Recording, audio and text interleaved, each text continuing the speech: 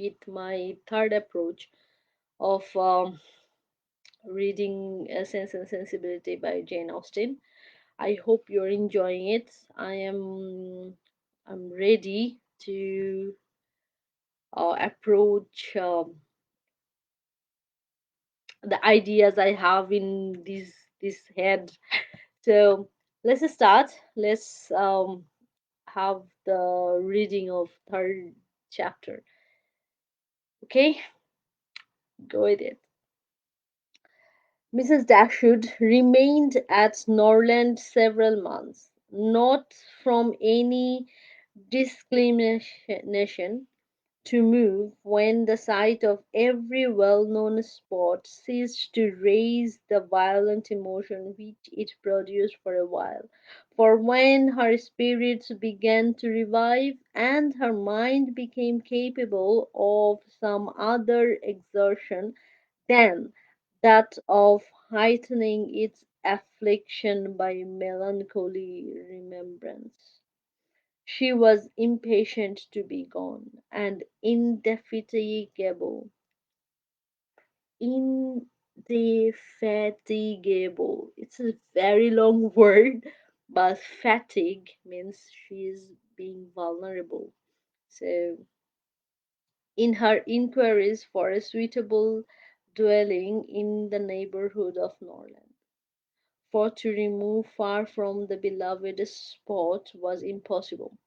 But she could hear of no situation that at once answered her notions of comfort and ease, and suited the prudence of her eldest daughter, whose staidier judgment rejected several houses as too large for their income, which her mother would have approved. Mrs. Dashwood had been informed by her husband of the solemn promise on the part of his son in their favor, which gave comfort to his last earthly reflection. She doubted the sincerity of this assurance no more than he had doubted it himself, and she thought of it for her daughter's sake with satisfaction, though as for herself she was persuaded that a much smaller provision than 7,000 would support her in affluence, for their brother's sake too. For the sake of her own heart, she rejoiced, and she reproached herself for being unjust to his merit before, in believing him incapable of generosity. His attentive behavior to herself and his sisters convinced her that their welfare was dear to him, and for a long time she firmly relied on the liberality of his intentions, which was wrong actually. The contempt which she had very early in their acquaintance felt for her daughter in law was very much increased by the further knowledge of her character, which half a year's residence in her family afforded, and perhaps in spite of every consideration of politeness or maternal affection on the side of the former. Sorry. The two ladies might have found it impossible to have lived together so long had not a particular circumstance occurred to give still greater eligibility, according to the opinions of Mrs. Dashwood, to her daughter's continuance at Norland. This circumstance was growing attachment between her eldest girl and the brother of Mrs. John Dashwood, a gentlemanlike and pleasing young man, who was introduced to their acquaintance soon after his sister's establishment at Norland, and who had since spent the greatest part of his time there. Some mothers might have encouraged the intimacy from motives of interest for Edward Ferrars, was the eldest son of a man who had died very rich, and some might have repressed it from motives of prudence, for, except a trifling sum, the whole of his fortune depended on the will of his mother. But Mrs. Dashwood was alike uninfluenced by either consideration. It was enough for her that he appeared to be amiable, that he loved her daughter, and that Eleanor returned the partiality. It was contrary to every doctrine of hers that difference of fortune should keep any couple asunder who were attracted by resemblance of disposition, and that Eleanor's marriage should not be acknowledged by every one who knew her, was to her comprehension impossible. Edward Ferrars was not recommended to their good opinion by any peculiar graces of person or address. He was not handsome, and his manners required intimacy to make them pleasing. He was too diffident. Wow. He was too diffident to do justice to himself. But when his natural shyness was overcome, his behavior gave every indication of an open, affectionate heart. His understanding was good, and his education had given it solid improvement. But he was neither fitted by abilities nor disposition to answer the wishes of his mother and sister, who longed to see him distinguished as they hardly knew that. Knew what, actually? They wanted him to make a fine figure in the world in some manner or other. His mother wished to interest him in political concerns, to get him into Parliament, and to see him connected with some of the great men of the day. Mrs. John Dashwood wished it likewise. But in the meanwhile, till one of these superior blessings could be attained, it would have quieted her ambition to see him driving a barouche. But Edward had no turn for great men or barouches. All his wishes centred in domestic comfort and the quiet of private life. Fortunately, he had a younger brother who was more promising. Edward had been staying several weeks in the house before he engaged much of Mrs. Dashwood's attention, for she was at that time in such affliction as rendered her careless of surrounding objects. She saw only that he was quiet and unobtrusive, and she liked him for it. He did not disturb the wretchedness of her mind by ill-timed conversation. She was first called to observe and approve him further by a reflection which Eleanor chanced one day to make on the difference between him and his sister.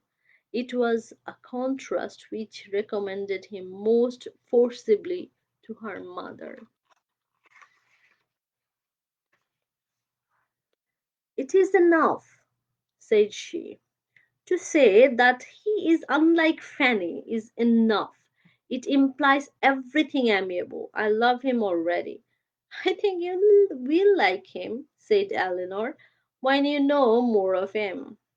"Like him?" replied her mother, with a smile. "I can feel no sentiment of approbation inferior to love. You misesteem him. I have never yet known what it was to separate esteem and love." That's very.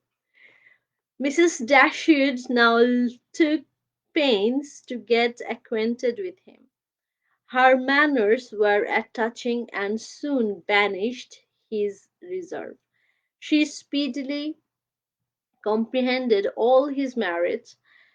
He, the persuasion of his regard for Eleanor perhaps assisted her penetration, but she really felt assured of his worth, and even that quietness of manner and which militated against all her established ideas of what a young man's address ought to be, was no longer uninteresting when she knew his heart to be warm and his temper affectionate. No sooner did she perceive any symptom of love in his behavior to Eleanor than she considered their serious attachment as certain, and looked forward to their marriage as rapidly approaching. In a few months, my dear Marian, she'd say. Um, Sometimes I do that. Okay, anyway. In a few months, my dear Marian, said she, Eleanor will in all probability be settled for life. We shall miss her, but she will be happy. I mean, her mother thought so. Oh, mamma, how shall we do without her? My love, it will be scarcely a separation. We shall live within a few miles of each other, but shall meet every day of our lives.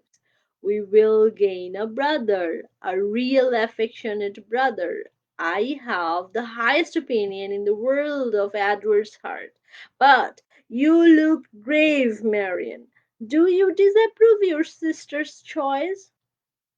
Perhaps, said Marian, I may consider it with some surprise. Edward is very amiable, and I love him tenderly, but yet he is not the kind of young man. There is something wanting. His figure is not striking.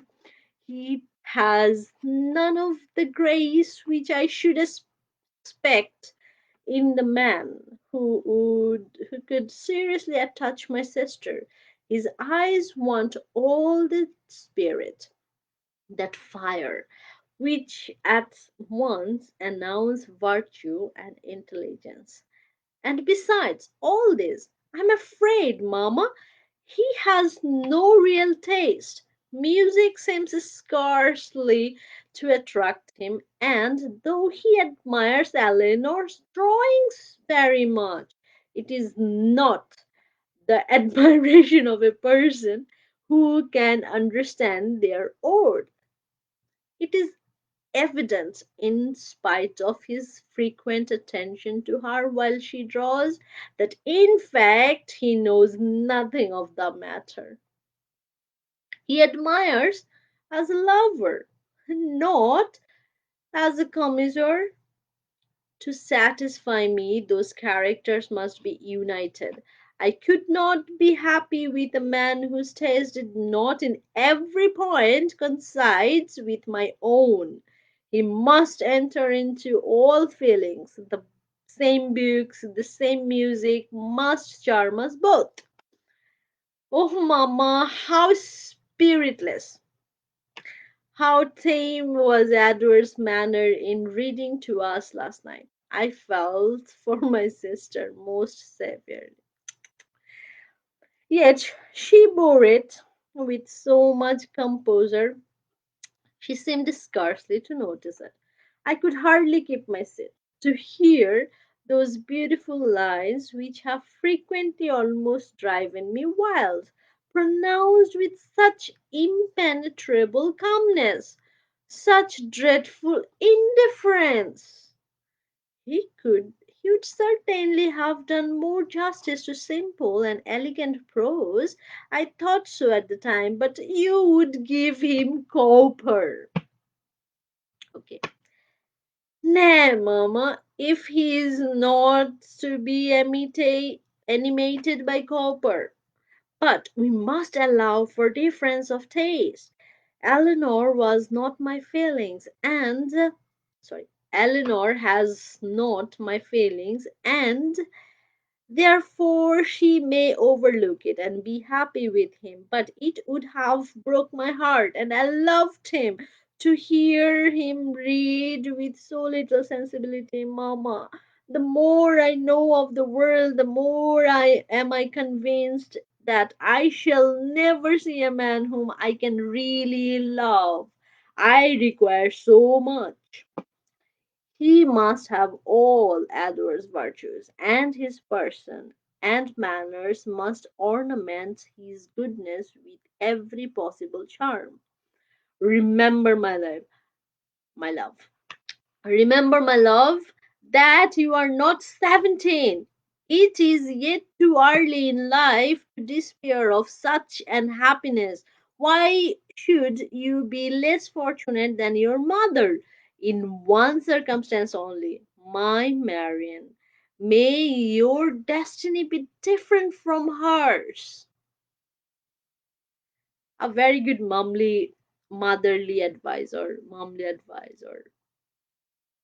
what I could say. So this is the end of chapter 3.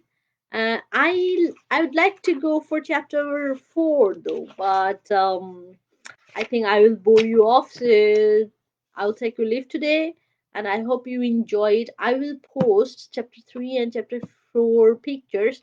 As I do not have any PDF files. If I had some PDF files, if I could find some PDF files, I will definitely upload it and I'll let you read the book by your own. But still, it's me, only me. Okay. See you. Take care. Good night.